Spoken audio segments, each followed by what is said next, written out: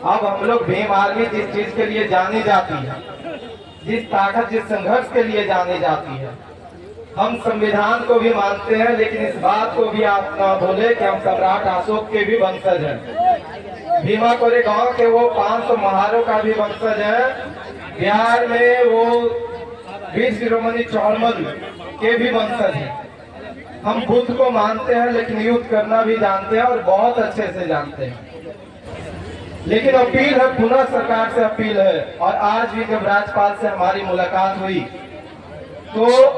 All India Buddhist forum के साथियों के साथ साथ भीम आर्मी के लोग भी वहां मौजूद रहे। हम स्वयं वहां पे थे और राज्यपाल से हमने ये चेतावनी के रूप में भी कहा कि सुनो आप, ये बिहार सरकार जिस प्रकार से आंखें बौद्धिस्टों की तरफ बंद कर रखी है, भीम आर्मी बहुत अच्छे से उन आंखों को खोलना जानती है। आप अगर चाहते हो कि देश का माहौल विधि व्यवस्था बना रहे संवैधानिक तरीके से, हमारी जो मांग है, जो मांगी जा रही है पिछले 90 दिनों से, उसे आप चाहते हो, ये बौद्धिस्ट बुद्ध के राह पर ही चल करके महाबोधि महाज्ञान को मुक्त कराएं, पंजाब पुरोहितों से मुक्त कराएं,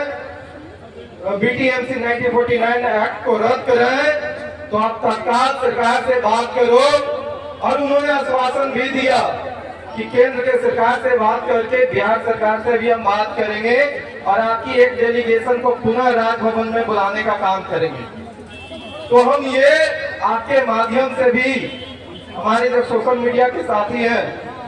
और अगर प्रशासन के लोग होंगे तो उनके माध्यम से भी हम चेतावनी के रूप में ये बात करना चाहेंगे कि अभी हमारी भीम आर्मी की तैयारी शुरू ही हुई थी कि देश पे संकट आ गई,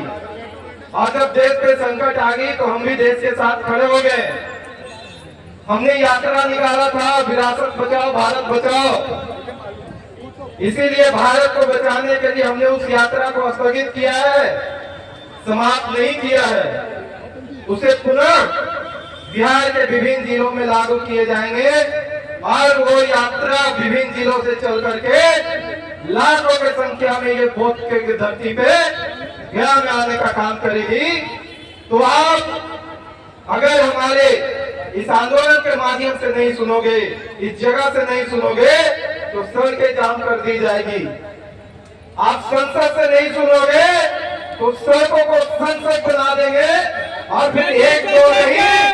हजारों की संख्या में सांसद सवाल करेंगे।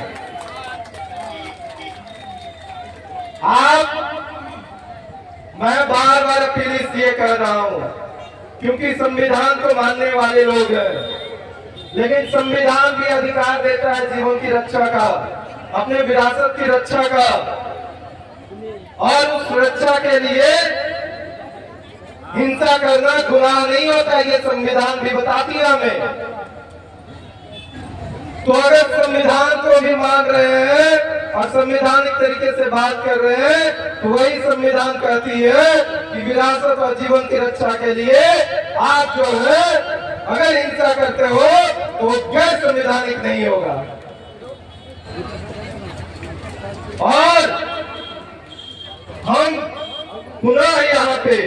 क्योंकि यहाँ पे हजारों की संख्या में भीम आर्मी के कार्यकर्ता समर्थक और बिहार के विभिन्न जिलों से लोग चल करके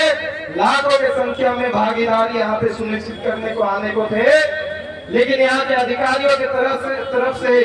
हमारी वार्तालाप हुई तो उन्होंने हमसे अनुरोध किया कि देश की स्थिति ठीक नहीं है, आप इस प्रोग्राम को, इस कार्यक्रम को अभी कुछ समय के लिए स्थगित कर दो। जब देश की बात आ गई तो अधिकारियों के बातों में सहमति जताते हुए इस कार्यक्रम को स्थगित किया है, लेकिन माननीय चंद्रशेखर आजाद जी के नेतृत्व में पुनः यहाँ पे इसी मंच के आखिरी सप्ताह में बड़े संख्या में बिहार के लोग एकत्रित होंगे, क्योंकि हमें पता है कि ये जो एक्ट है, जब तक बिहार के लोग आंदोलन को समर्थन नहीं देंगे, बिहार के लोग सरकार पे दबाव नहीं बनाएंगे, सरकार इस एक्ट को समाप्त करने के लिए सुनगुन भी नहीं करेगी। तो बिहार के लोगों ने अब कमर कस लिया है, बिहार के लोगों ने इस महाबोधि महाविहार में जो पंडित पुरोहितों के द्वारा हमारी संस्कृति सभ्यताओं के साथ छेड़छाड़ जो की जा रही है, बाबा साहब के विरासत को जो हमें सौंपा गया है, उस विरासत के साथ जो खिलवाड़ किया जा रहा है, उस भावना को बिहार के लोगों ने समझ लिया है। क्योंकि भीम आर्मी के लोग लगातार बिहार के विभिन्न जिलों में जाकर के यहाँ के षड्यंत्र के बारे में जानकारी देने की काम कर रही थी। अब ये जो एक चिंगारी है, ये बिहार में भी आंदोलन का रूप ले रही है। क्योंकि आप सभी को जैसे कि पता होगा कि 12 फरवरी से ये धरना पे लोग बैठे थे, तो 26 फरवरी को ही इस धरना को समाप्त करने की मानसिकता से सरकार के आदेश के यहाँ के अधिकारियों ने उन भिक्षुओं को जबरन आधी रात में उठा करके और मगध मेडिकल में पहुंचाने का काम किया था। तो हमने उस लड़ाई को लड़ा और आप सभी को जानकारी के लिए बता दे, ये जो अस्पताल मिली है, ये भीम आर्मी की संघर्ष है। हमने जाकर के यहाँ के डीएम से, ऑल इंडिया बुद्धिस्ट फोरम के आवेदन लेकर के डीएम से हमने लड़ाई की और ये जगह देने पर मजबूर किया। और उस दिन हमने कहा था डीएम को, क्योंकि डीएम ने हमसे कहा कि सौरभ जी जिसके पैरवी के लिए आप आए हैं वो आंदोलन नहीं, कुछ लोगों की मांगे हैं, उसमें सबकी मांगे नहीं है, सब भिक्षुओं की मांगे नहीं है, ये बस कुछ चुनिंदे लोगों की जो है ये मांग है। उस दिन हमने डीएम के हाथ में हाथ डाल करके कहा था कि सुनो, ये जो आज आपको कुछ लोगों की आंदोलन लग रही है, अगर इस आंदोलन को हम जन आंदोलन में तब्दील नहीं कर दिए, पूरी देश और दुनिया के लोगों को मजबूर न कर दिए कि इस आंदोलन के समर्थन में आए, तो हम भीम आर्मी के सिपाही नहीं रहेंगे। और आप देखो कि वो संघर्ष और ऑल इंडिया बुद्धिस्ट फोरम के आकाश लामा जी, प्रज्ञाशील जी, भंते प्रज्ञाशील जी और तमाम साथियों का ये संघर्ष का नतीजा है कि इस आंदोलन की चर्चा केवल देश में नहीं विदेशों में भी हो रही है। और अब जो है केवल इसकी किसी बिहार सरकार की नहीं, केंद्र सरकार की भी हो रही है। क्योंकि जो प्रधानमंत्री विदेशों में जाकर के कहते हैं कि दुनिया को हमने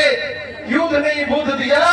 वो भी मौन है, तो उनकी भी दुनिया में किरकिरी हो रही है। और यही जो है इसी बात का उनके कलेजा पे सांप लौट रहा है कि कैसे इस आंदोलन को समाप्त कर दिया जाए। और इसकी दूसरी बार भी प्रयास की गई जब आकाश लामा जी पर यहाँ के अधिकारियों के द्वारा प्रेशर बना करके उनको कहा गया कि आप इस आंदोलन को स्थगित करो, तब फिर से जाकर के हमने इस लड़ाई को लड़ा और उनको मजबूर किया। ये आंदोलन जैसे चल रही है वैसे ही चलेगी, आप यहाँ से उठाओगे तो हम सड़क पे बैठेंगे, आपको विधि व्यवस्था की तकलीफ बढ़ जाएगी। आप जिसकी चिंता कर रहे हो वही विधि व्यवस्था खराब हो जाएगी। अगर आप चाहते हो कि विधि व्यवस्था बना रहे जिला का, तो हमारे लोगों को, हमारे इस आंदोलन को जैसे चल रहे हैं वैसे निरंतर चलने दो, अन्यथा बहुत मुश्किलें आपको आनी होगी। और आज भी हम अपने संगठन के तरफ से और अपने तरफ से ये भरोसा के साथ हमने बात को समाप्त करेंगे कि जब तक बीटीएमसी एक्ट 1949 और महाबोधि महाविहार को मुक्त नहीं कराएंगे, तब तक हम जो है जीने तक या मरने तक इस आंदोलन के साथ थे, हैं और रहेंगे।